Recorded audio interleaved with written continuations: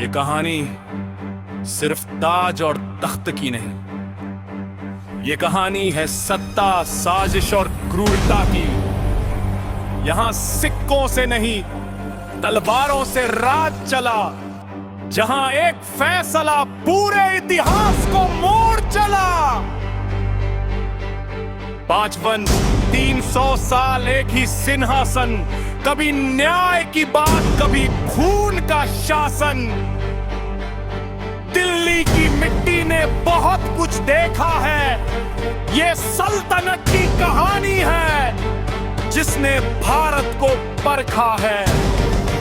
अगर इतिहास सिर्फ याद करना बोझ लगता है तो सुनो ये कहानी, यहाँ इतिहास खुद बोलता है। 1206 से 1526 तक का पूरा सफर अब शुरू होती है दिल्ली सल्तनत की पहचान।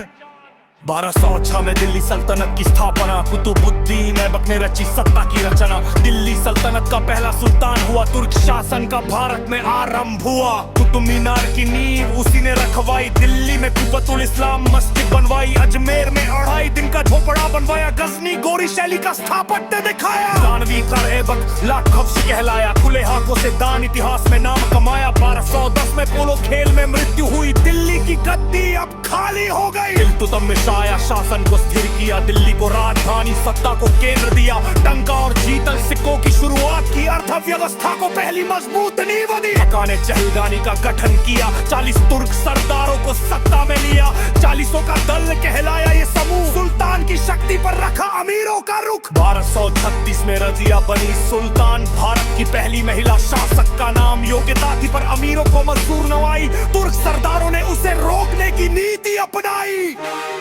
फिर सत्ता में बल बनाया, लौ और रक्त नीति को अपनाया। सिजदा और पैबोस की प्रथा चलाई, सुल्तान सर्वोच्च यही नीति अपनाई। गुलाम वंश के अंत में सत्ता हुई कमजोर, अमीरों की साजिश, राज सत्ता में शोर। बलबन के बाद शासक रहे निर्बल, इसी अवसर पर बदला सत्ता का चक्रबल। 1290 में सत्ता का रंग बदला, जलालुद्दीन खिलजी ने तख्त संभाला। गुलाम वंश का अंत यही हुआ, खिलजी वंश का